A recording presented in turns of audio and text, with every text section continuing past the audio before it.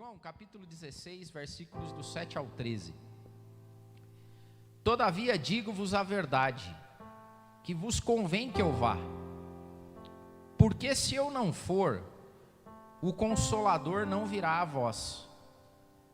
Mas quando eu for, vô-lo enviarei.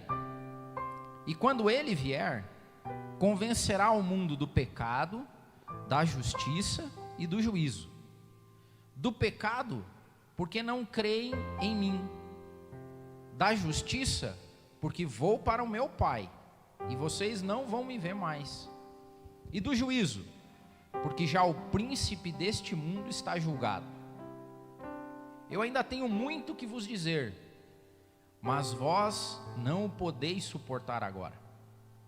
Mas quando vier aquele Espírito de verdade, ele vos guiará em toda a verdade.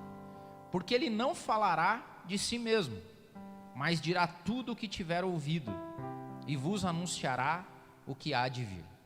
Vamos orar? Senhor, nós te agradecemos, Pai, pela tua palavra, e nós te agradecemos pelo teu Espírito que habita entre nós, e que habita em nós, dentro de nós. Nós te pedimos, ó Pai, nós te clamamos, que a doce presença real do Espírito Santo seja cada vez mais sensível a nós. Que a gente não viva displicentemente, sem sentir o Senhor, sem ouvir o Senhor, Espírito Santo. Sem que a tua presença faça parte da nossa vida, dos nossos planos, das nossas visões de futuro, do jeito que a gente enxerga o mundo, do jeito que a gente educa os nossos filhos, do jeito que a gente trabalha, do jeito que a gente se comporta. Então, definitivamente, se revele a nós, Senhor. Espírito Santo de Deus, se revele a nós. Amém. Amém. Você sabe que essa semana eu estava estudando a palavra de Deus e eu fui para esse texto porque já faz algum tempo, acho que desde que a gente iniciou o MAP, que Deus tem nos colocado diante de pessoas que não são cristãs, e isso é maravilhoso. Estava comentando com o pessoal aqui atrás que nos últimos anos, desde que o MAP surgiu, pessoas chegam para mim, mas cara, o que é aquilo que vocês fazem lá? Porque na internet agora não dá mais para você ficar escondido, né? Não tem mais como você ser agente secreto, tipo assim. O pessoal sabe que você é cristão, é só dar um Google e descobre. Tem gente, por exemplo, dependendo do stories que você faz, e tem um pessoal aqui que faz às vezes, né? MAP Curitiba. Então, às vezes Deus manda pessoas que não são cristãs, que não... O que é isso aí que você postou? O que é esse teu stories aí? O que é isso que essa galera canta? E alguns ouvem as ministrações no Spotify e tal, e perguntam também, né? Mas o que é aquilo que você falou? Porque nós vivemos, nós que somos cristãos já faz um certo tempo, que temos costume com a Bíblia, que sabemos mais, o nosso crentez, a gente fala, as pessoas entendem. Mas existe uma boa parte de pessoas que nunca leram a Bíblia, estão a par da revelação de Deus. E eu comecei a me deparar com isso e fui para a Bíblia para resgatar algumas coisas. E primeiro, sobre a revelação de Deus. E Deus se revela de diversas formas. E talvez a forma mais visível e grandiosa de revelação divina é o mundo que a gente vive, a natureza. Você sabe que na ciência hoje, com o desenvolvimento tecnológico, a corrente cientista, ou da ciência, começa a se dividir hoje entre cientistas que são ditos naturalistas ou atomistas, que são aqueles que acreditam na livre e espontânea criação, que as coisas surgiram porque tinham que surgir, né? O desenvolvimento da evolução humana e do utilitarismo, né? Usando a utilidade, que as coisas surgiram do acaso, que o acaso, em bilhões e bilhões de anos, de uma sopa fundamental através do Big Bang, e as coisas foram acontecendo porque tinham que acontecer. E chegamos até aqui.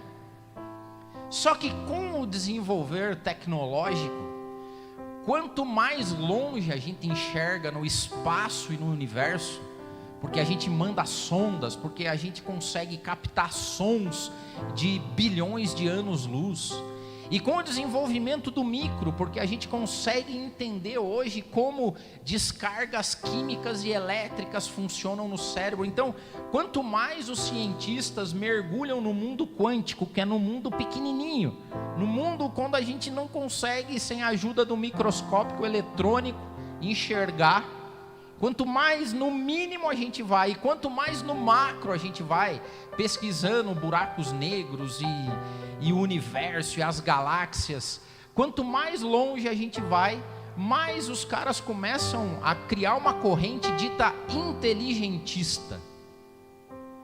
Eles começam a ver que tem inteligência por trás das coisas. Isso é conhecido como a teoria do design inteligente. Eles dizem assim: no universo não existe só matéria, energia, gravidade, tempo, espaço. Existe também informação. Existe um código impresso no universo. Eles não chamam isso de Deus, é claro, mas eles começam a ver que tem na expressão da natureza alguma revelação de informação e de inteligência. Ou seja, a gente foi até a decodificação do DNA humano e a gente foi descobrindo que cada ser humano tem uma identidade própria, que ele é único na criação, que as coisas estão conectadas. E certa vez o próprio Steve Jobs falou assim: eu não sei vocês, mas aqui na Apple, quando a gente precisa de um código, eu chamo pessoas, eu chamo programadores. Um código não nasce do acaso, nasce de uma inteligência por trás disso. Então a primeira revelação que Deus nos dá é a revelação da natureza. É por isso que nós temos dúvidas existenciais, do tipo: cara, por que eu existo? Porque não precisava existir nada, mas eu existo. Por que eu respiro involuntariamente? Né? Você não consegue, vou me matar. Não dá, cara, porque o corpo fica ali tentando respirar, e ele respira involuntariamente. Mas por que existe tudo que existe? E quando você vai ver o que existe, você começa a notar a beleza do que existe. A gente, por exemplo, o ser humano está começando a ficar tão focado na tela do celular que ele não fica mais embasbacado com o que é a criação, né? Quando, por exemplo, você vai para um lugar bacana e você vê um lindo pôr do sol, um lindo nascer do sol, quando você fica diante do firmamento, né? Cara, é assim, você fala assim, é Deus se revelando. Essa, vamos dizer, é a revelação geral de Deus. E é por isso que pessoas que nunca tiveram contato com Bíblia, que nunca tiveram contato com religião, elas de alguma forma se conectam com uma revelação. Mas nós não paramos aqui, porque a nossa revelação de Deus, ela vai além disso, vai além do agnosticismo. O que é o agnóstico? E a maior parte talvez da população, uma grande parte da população é agnóstica. O agnóstico é aquele: não, deve existir alguma coisa, Deus deve existir, não é possível que tudo nasceu do nada, não, eu acho que, mas o que é? Não sei, mas que tem, esse é o agnóstico. O agnóstico, eu não sei o que é, mas tem alguma coisa. Tem um professor meu, há um tempo atrás, que ele falou o seguinte, que ele não gostava de discutir com o agnóstico, porque ele falou: o agnóstico é preguiçoso. Falou: eu dou mais razão para o ateu do que para o agnóstico, porque o agnóstico é tipo assim: eu não sei o que é, mas tem, mas você quer saber? Não, também não me interessa. Preguiçoso.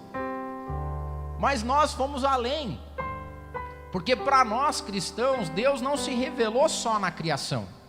Então, quando o Marco estava falando aqui, lendo o Salmo, Davi, não tinha Jesus na vida de Davi ainda. A revelação que Davi tinha de Deus, além do contato com o Espírito, que vez por outra se manifestava em Davi, Davi é uma das provas das pessoas que viam na criação a revelação de Deus. Então hoje, quando pessoas, isso talvez seja até inconsciente, quando a gente produz coisas belas, quando quando coisa bonita é produzida, quando arte boa, quando música boa, quando poesia, quando escultura, quando arte, quando coisas nascem e tocam a gente, é como se Deus estivesse falando assim, ó, tá vendo? Tem alguma coisa a mais aí. E sabe o que é esse a mais? É Deus que nos toca, é Deus que nos faz isso. Mesmo para quem não conhece Deus, que acha que Deus não existe ou que não quer nem saber. Mas nós fomos além, porque a nossa referência divina foi revelada especialmente em Jesus Cristo. É o único Deus que se revelou na forma humana através da encarnação divina expressa em Jesus Cristo. Então, para nós, Deus tem nome, para nós, Deus tem caráter, para nós, Deus foi revelado através de Jesus Cristo. Então, para nós que somos cristãos, não é só a natureza. É claro que a gente fica maravilhado, tal. Mas quando a galera pergunta para a gente, quem é Deus para você? Fala assim, Jesus Cristo. Deus encarnado, Deus conosco. Deus se revelou a nós. E nós o conhecemos. E a gente sabe como ele pensa, como ele se comporta, qual é o caráter dele. E por isso que nós somos chamados cristãos, porque a gente foi um passo além na revelação. A gente foi um passo além do macro, do universo, do atômico, e um passo além do quântico e do micro. Deus se revelou a nós, na figura de Jesus Cristo. Só que o que acontece? Quando a gente fala assim, Deus se revelou a nós na figura de Jesus Cristo. Aí você fala assim, para mim não. Por quê? Porque eu não vi Jesus. Eu não tive a oportunidade que os apóstolos tiveram de andar com Jesus, de caminhar com Ele, de tomar café da manhã com Ele, de dar risada com Ele, de ir para a praia e fazer peixe na brasa com Jesus. Que maravilha de revelação que essas pessoas tiveram, porque elas caminharam com Deus. Caminhar tipo, tá frio hoje, hein, Jesus? Não é assim? Quer uma blusa? Vamos dormir onde? Tô com dor aqui porque tô numa pedra. Jesus dormindo no barco. Jesus, acorda, pelo amor de Deus. Eu vou falar para Jesus, pelo amor de Deus, pelo amor de você mesmo, Jesus, acorde, o vento lá fora vai acabar com a gente. Que maravilha isso. A revelação divina numa pessoa. É isso que torna o cristianismo único. É isso que torna a nossa fé única. E vai além, porque esse Deus encarnado, como se não bastasse vir se revelar a nós, Ele morre pela gente. Ele entrega a vida dele para que a bagunça do universo fosse consertada. Ele vem e diz, eu vim por vocês, eu vim por amor a vocês. E outra, eu vou morrer por vocês, para que todo o preço que foi colocado sobre vocês, através do pecado, seja tirado pela minha expiação. A história bíblica e a revelação é maravilhosa, só que nós estamos a milhares de anos distantes da realidade física da encarnação de Jesus. E é aí que entra uma coisa que a gente prega muito no MAP aqui, a importância da presença, da relação que a gente tem que ter com o Espírito Santo de Deus. Porque os discípulos, quando estavam com Jesus, eles ficaram extremamente preocupados.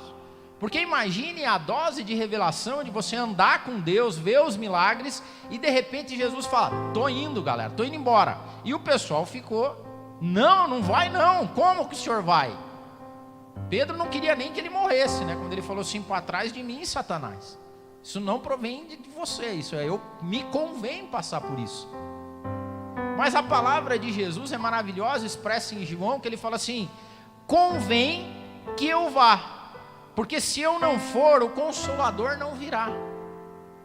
A partir da assunção de Jesus Cristo, da morte expiatória, dele sendo assunto aos céus, a revelação que cabe a nós, além do universo, além das estrelas, além do pôr do sol, a revelação nossa é o Espírito Santo de Deus. E qual que é todo o trabalho do inimigo hoje? É fazer com que o Espírito Santo seja pouco na nossa vida. A palavra de Deus, escrita por Paulo, diz o seguinte: não extingais o Espírito de Deus, não diminuam, não tirem o Espírito Santo da vida de vocês. Por quê? Porque o Espírito Santo é a revelação da palavra, é a revelação da fé, e é o Espírito Santo que nos convence do pecado, da justiça e do juízo. É por isso que hoje existem muitas pessoas perdidas sem conhecer a Deus, porque elas não têm e não conhecem, não se relacionam com o Espírito Santo de Deus. E aí é que eu quero falar com vocês. Primeira palavra que Jesus disse, Deus também, na figura de Jesus, diz assim, ó: o Espírito Santo é que nos convence do pecado, porque ele diz lá, ele vai convencer vocês do pecado, porque eles não creem em mim. O principal papel, ou o primeiro papel do Espírito Santo é ser a revelação divina na minha e na sua vida.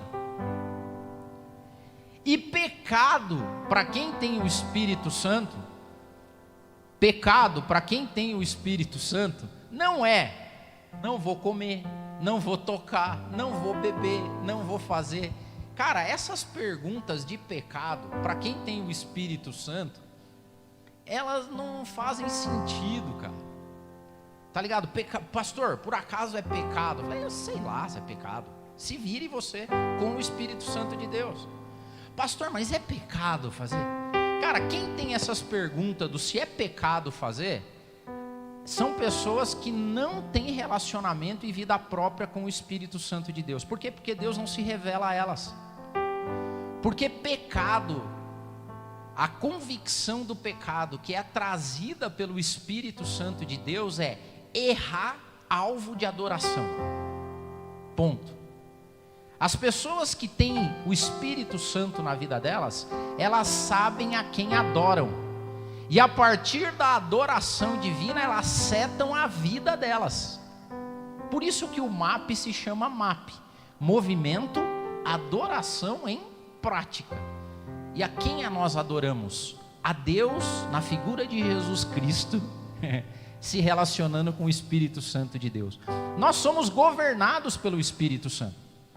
Então, a pergunta que fica do Espírito Santo para nós é: a quem você adora? Porque quem tem o Espírito Santo seta prioridades na vida.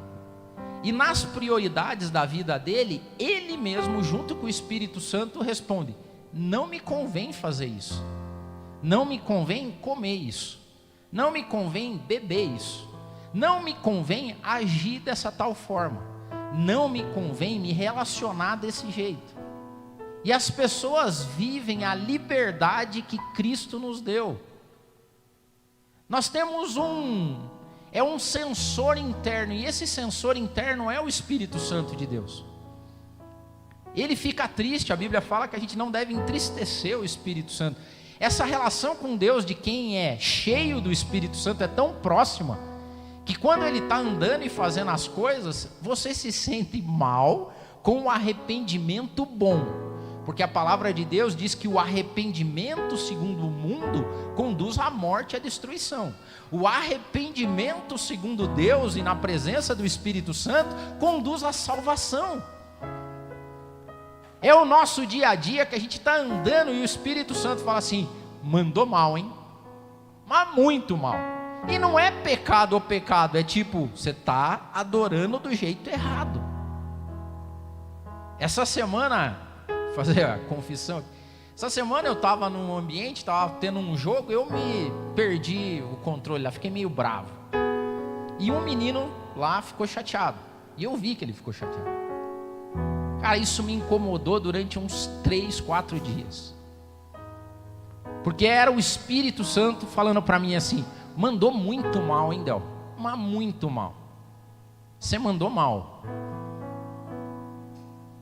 É pecado ou não é pecado? Adoração errada, alvo de adoração errada. Porque naquele momento que eu fiz aquilo, a adoração era a mim mesmo. porque era o meu sentimento que estava ferido, era eu que estava me sentindo injustiçado, e eu exacerbei. E é o Espírito Santo dizendo assim: escuta, Jesus se comportou desse jeito aí, Del. Tive que voltar, e agora eu estou mais calmo, porque ontem eu me encontrei com essa pessoa e pedi perdão para ela. Falei assim: cara, perdão, me comportei muito mal nesses dias que se passaram. Isso é o Espírito Santo. Não é eu falar assim, porque eu podia falar, né? Eu podia mandar uma mensagem para mim mesmo e falar assim: pastor, é pecado a gente brigar com as pessoas? É pecado a gente ficar bravo? Entendem a lógica? É alvo de adoração errado. Hoje, o mundo cria uma cortina de fumaça com essas picuinhas, esse negócio de é pecado, não é pecado. Isso é uma cortina de fumaça do diabo que não quer você perto do Espírito Santo.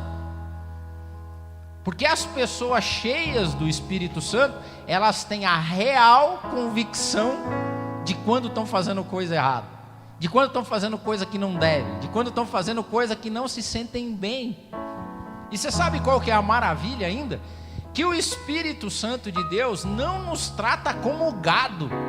O Espírito Santo de Deus nos trata cada um individualmente, nos conhecendo pelo nome, sabendo as coisas que a gente pode e não pode fazer, e sabendo onde a gente é ruim. Porque tem coisas que podem ser ruins para mim e não são ruins para os outros. Que é o que Paulo falou, irmão, na época lá, se o cara ficava abismado ou horrorizado, né, ou chocado porque alguém comia carne e fazia a purificação errado. Eu falo: pô, meu irmão, se para você não tem problema, não tem problema. Se o Espírito Santo de Deus e você tão bem, não atrapalhe o irmão, não faça as coisas na frente dele, não seja bandeiroso, viva a sua vida cheia do Espírito Santo. E Ele vai te guiando na vida. É maravilhoso isso. Tem um senso de liberdade cheia de amizade. Sabe a relação de amigos? Que você conhece o teu amigo, o teu irmão, você sabe. O Espírito Santo vai além, porque o Espírito Santo conhece a gente internamente. Quando o salmista diz o seguinte: Senhor, sonda-me, vê se tem em mim alguma coisa ruim e corrige. Quando você pede isso na presença do Espírito Santo, Davi não tinha o Espírito Santo continuamente com ele, como nós temos hoje, porque ele viveu no Antigo Testamento. Nós vivemos na aliança da graça, nós vivemos o tempo onde o Espírito Santo foi derramado sobre toda a terra e toda a carne.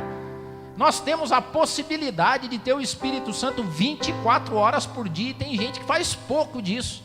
A revelação de Deus é maior assim.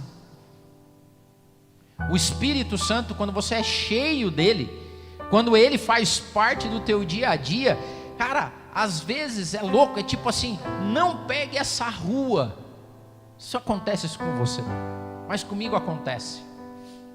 Às vezes estou andando no carro e o GPS está lá, né? Fala assim: esse dia está lá, vai para cá, a segunda à direita.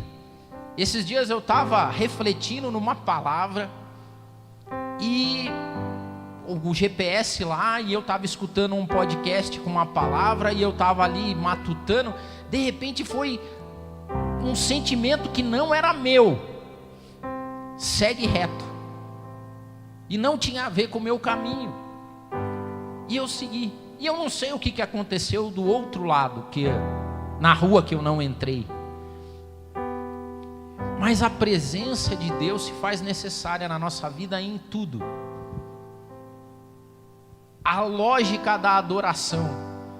O inimigo coloca diante de nós, durante a semana toda, alvos de adoração que não são os nossos. A gente falou aqui sobre o mal, ficamos meses falando sobre o mal. E o inimigo vai colocando esses males na nossa frente todo o tempo. Quem nos desvia deles? O Espírito Santo. É o Espírito Santo que acorda com a gente, que dorme com a gente. Esse é o nosso Deus. Essa é a revelação maior de Deus na nossa vida. O mundo hoje prega umas coisas ridículas. Tem gente que vai na rede e diz que a terra é plana. Os caras seguem esses caras. Os caras participam de entrevistas, artigos. E às vezes a gente fica com vergonha de dizer assim: a minha vida não é guiada por esse mundo. A minha não é. A minha não é, embora às vezes o mundo tente. Mas você dizer para as pessoas que você é guiado pela revelação de Deus no Espírito Santo que habita em mim. Isso é maravilhoso, isso não é só maravilhoso, isso é poderoso. O Espírito Santo na tua vida é que nos livra de qualquer tipo de maldição.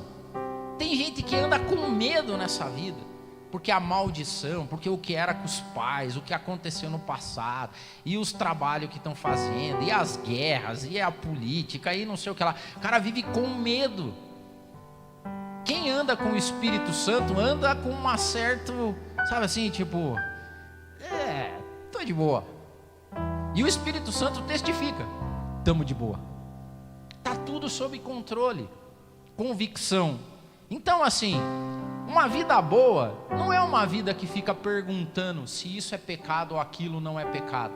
Uma vida boa na revelação do Espírito Santo é uma vida que adora a Deus em tudo que faz. Porque quer a gente coma, quer a gente beba, quer a gente trabalhe, o bom é que as pessoas olhem quem a gente é e faz e observem que tem algo mais dentro da gente além de nós mesmos. Esse deveria ser a meta de todo cristão, de as pessoas enxergarem que existe algo mais dentro de nós além de nós mesmos.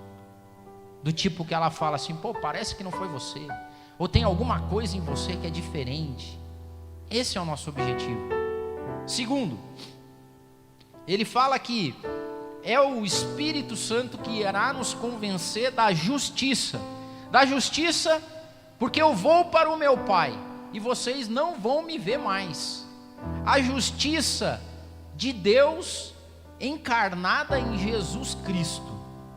O padrão de justiça de quem tem o Espírito Santo na sua vida é diferente.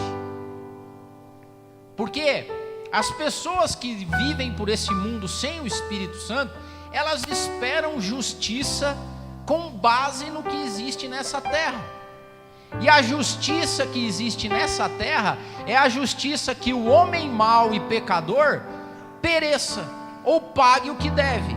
E o cara que é bonzinho, certinho, faz tudo dentro do script, seja glorificado e através da meritocracia receba as tuas glórias e famas.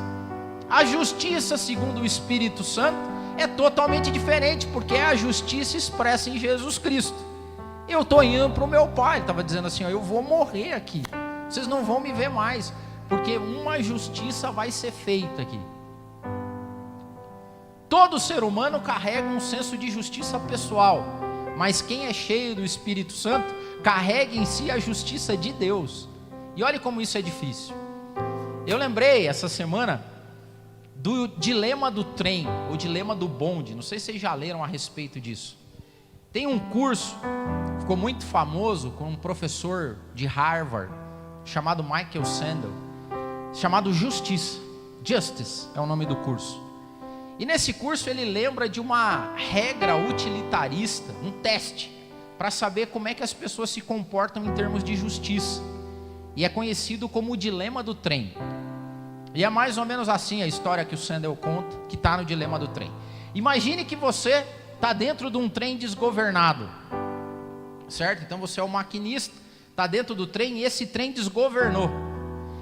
E tem uma série de pessoas trabalhando no trilho do trem, e você vai em encontro deles e eles não estão enxergando, não estão ouvindo o trem, e tem 5 pessoas no trilho que vão morrer atropeladas pelo trem.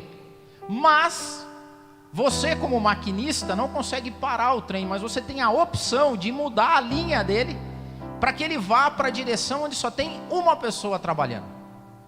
E a escolha que ele faz é a seguinte: o que você faria? Você seguiria reto e atropelaria os 5? Ou, sã consciência, você tomaria um outro caminho e mataria uma única pessoa? A grande maioria das pessoas, quando são expostas a esse teste, dizem, não, infelizmente não tem como parar o trem? Não tem como parar. Alguém vai morrer? Alguém vai morrer. Então eu vou para matar uma só pessoa, porque é ganho, certo? Ao invés de 5 morrerem, um só morre. Então, nesse teste, a grande maioria acredita que o melhor senso de justiça é matar um ao invés de 5. Aí ele começa a expandir o dilema. E o dilema agora é outro. O dilema é: você não está no trem, você está vendo o trem desgovernado. E em um lugar tem 5 pessoas, no outro tem 1. E do teu lado tem uma pessoa muito gorda. E você pode jogar essa pessoa no trilho do trem, e o trilho descarrila e ninguém morre. Ou seja, na verdade não tem a opção do 1, tem a opção do 5 e o cara que está do teu lado. Então você podia pegar essa pessoa gorda, tipo o Del, assim, joga ele, que o trem vai descarrilar, e a lógica é a mesma, ou seja, você mata 1 ao invés de 5. Aí as pessoas já começam assim: então, não sei. Sabe por que isso? Porque é o dilema do impessoal e o pessoal. Porque no primeiro dilema você não conhece ninguém, você não sabe, tem 5 de um lado, 1 do outro. Aqui já ficou mais pessoal, tá do teu lado, é gordo. Você já começa a pensar um monte de outras coisas. Assim, como é que eu vou pegar? E outra, é você que vai ter que segurar a pessoa e jogar lá para descarrilar o trem. Aí a maior parte das pessoas já começa a ficar assim: acho que aí não dá, né? Aí agora, azar dos 5 que estavam lá, que fazer o quê? Agora, aí para esse teste, tem outras, mas eu vou falar diferente, esse teste. Imagine que tem 5 pessoas lá, e do teu lado está o teu filho, a tua filha. E você poderia jogar o seu filho, a sua filha, para salvar os 5. Ninguém em sã consciência faria isso. Agora veja a justiça de Deus. Tem uma humanidade inteira que não acredita nele, que acorda todo dia sem fazer a mínima noção se ele existe. E esse Deus pega o filho dele e coloca o filho dele como expiação para todo mundo. Essa é a justiça de Deus. É por isso que as pessoas que são cheias do Espírito Santo não esperam que os maus paguem pelo que fizeram. Elas esperam redenção. É mais ou menos assim, a gente foi acostumado assistindo filme e novela. E o desejo de todo mundo é que no final do filme, no final da novela, o vilão morra. O vilão vá para a cadeia. O vilão seja internado num hospital psiquiátrico. Que o vilão fique preso para o resto da vida, que sofra as consequências. Essa é a justiça do mundo. A justiça de Deus é que no final o vilão entenda que ele existe e que ele pagou um preço alto para que esse vilão fosse salvo. E os que são cheios do Espírito Santo olham para o vilão e dão graças a Deus, porque mais um foi alcançado pela graça divina. Por quê? Porque não foi o meu filho, não foi o seu filho. Nós não temos que entrar nessa conta. As pessoas que são cheias do Espírito Santo não fazem juízo, sabe por quê? Ou não querem justiça com as próprias mãos, porque não foi o meu filho que pagou o preço, não foi o seu filho, foi o Filho de Deus expresso em Jesus Cristo. Então, a única pessoa que tem o direito de dizer quem pode ou não ser salvo é o Cordeiro. Entendem o ponto? Porque a Bíblia diz lá em Apocalipse que vai chegar um dia que vai ter esse debate. Mas quem tem direito de abrir os livros? Quem tem direito de dizer se fulano vai para o inferno ou não vai para o inferno? Quem tem direito de dizer se o fulano fez ou não fez? Quem tem direito de dizer se isso, aquilo é pecado, aquilo não é outro é pecado? E começa meio um rebuliço e um desespero. Eis que vem o Cordeiro de Deus que tirou o pecado do mundo. Ele é o único digno de abrir os livros, de desatar os selos, de dizer no firmamento quem é salvo e quem não é salvo. As pessoas que são cheias de Deus e cheias do Espírito Santo têm um senso de justiça de graça. São aquelas que desejam que as pessoas se salvem. Aquelas que querem ver o céu povoado com toda a humanidade. Mas elas também acreditam. E é por isso que a gente faz o que faz, porque ele fala que nós também somos agraciados pelo Espírito Santo sobre o juízo. A gente faz o que faz não por medo, Mas a gente também tem uma noção de eternidade, porque as pessoas que carregam com si o Espírito Santo não acreditam que o mundo vai acabar em pizza também. E ele fala: o Consolador vai se revelar a vocês e vai fazer vocês terem noção do juízo, porque já o príncipe desse mundo está julgado. Morte, destruição, roubo, tudo o que acontece nesse mundo está julgado na figura de Lúcifer, de Satanás, do diabo. Mas nós temos pensamentos sobre a eternidade. As pessoas que são cheias do Espírito Santo, elas têm saudade de casa. Você sabe por que as pessoas vivem tão enfronhadas com esse mundo, cheias de medo sobre o que vão perder, sobre o que vão ganhar? Porque elas perderam a saudade de casa, porque aqui tá bom para elas, ou tá ruim e elas estão tentando arrumar. Mas as pessoas que são cheias do Espírito Santo, elas têm o que os teólogos chamam de saudade por projeção. Elas se conectam à eternidade porque Deus habita dentro delas. A gente trafega em outro nível. A gente vive a revelação de Deus dentro de nós. E a palavra de Deus diz que é tão maravilhoso que é o grande tesouro da divindade guardado em vasos de barro. As pessoas que são cheias do Espírito Santo anseiam por algo que esse mundo não sabe nem imaginar o que é. As pessoas que são cheias do Espírito Santo têm um contato com coisas que olhos nunca viram, que corações nunca sentiram, que ouvidos nunca ouviram, que são reveladas a nós através do Espírito de Deus. Porque é isso que a palavra de Deus diz, que aquilo que os olhos nunca viram, que os ouvidos nunca ouviram, que jamais penetrou em algum coração humano, são aquelas reveladas aos que têm o Espírito de Deus. Nós carregamos a eternidade dentro de nós. É o que nos faz diferente. É o que nos faz transportar as coisas que a gente vive e passa para um outro plano. A gente não brinca de igreja, a gente não brinca de ser cristão, a gente não faz por rotina, a gente vive em contato com a revelação de Deus diariamente.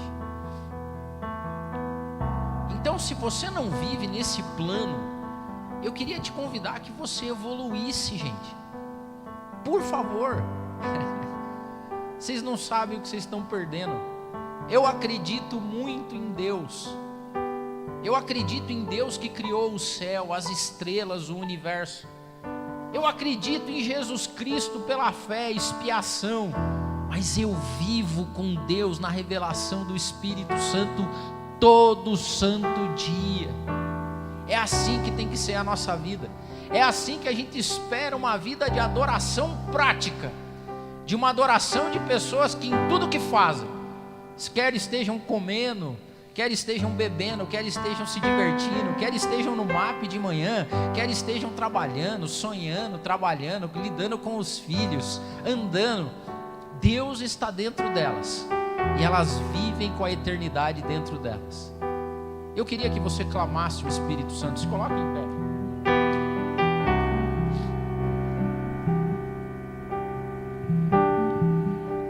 A palavra de Deus diz que vai chegar um dia que a multiplicação da iniquidade vai tomar um tamanho tão grande que o amor de quase todos vai esfriar.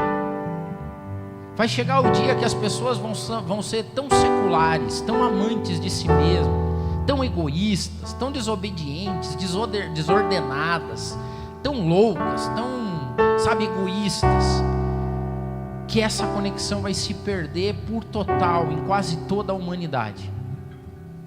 Mas assim como era no passado e como foi nas eras anteriores divinas, há um resto, há um grupo de pessoas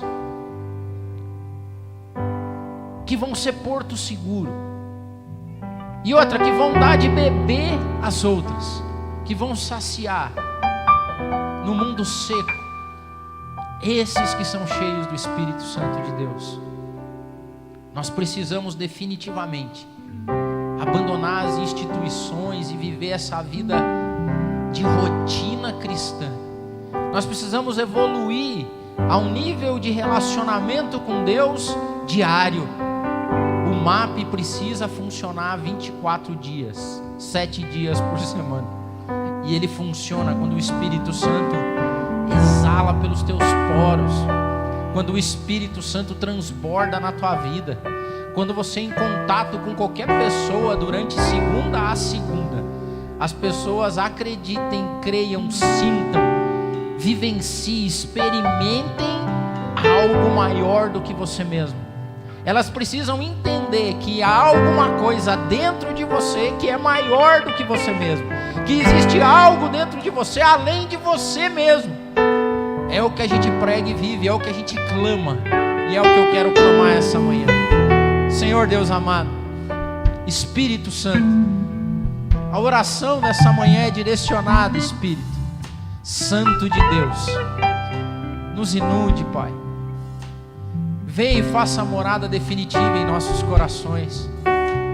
Assim como disse, ó Pai, Davi: não retire de mim a tua presença. E eu não quero, nós não queremos, ó Pai, viver e caminhar um passo sequer sem o Senhor dentro de nós. Assim como foi com Moisés, se não, o Senhor não for conosco, a gente não levanta acampamento também, a gente não vai.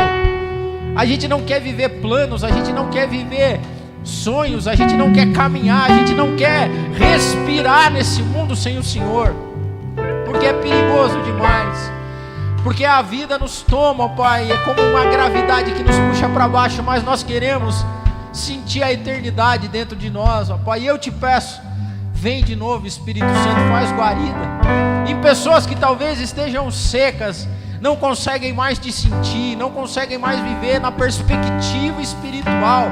Que nessa manhã, ó Pai, seja momento de transformação, Senhor. Transformação a partir de novo, Senhor, fazendo parte.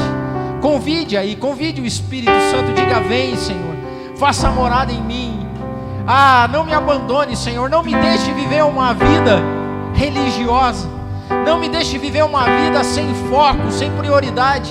Me enche, Espírito Santo, até que eu transborde. Me enche, Senhor. Oh, aleluia. Toma conta da minha vida, Senhor, de uma tal maneira que eu chegue e viva como se fosse controlado totalmente por Ti, como se eu fosse guiado pelo Senhor, ó Pai amado. Jesus, transborde na minha vida, transborde, ó Pai, a fim de que outras pessoas alcancem a revelação através do que o Senhor faz comigo. Senhor, nos faz chegar a um patamar até onde a gente possa dizer, como Paulo disse: me imitem, porque eu imito a Cristo. Que em tudo que a gente faça, Senhor, em tudo que a gente vive, o Senhor seja presente dentro de nós, Senhor. Nós te clamamos, Jesus, nós te clamamos.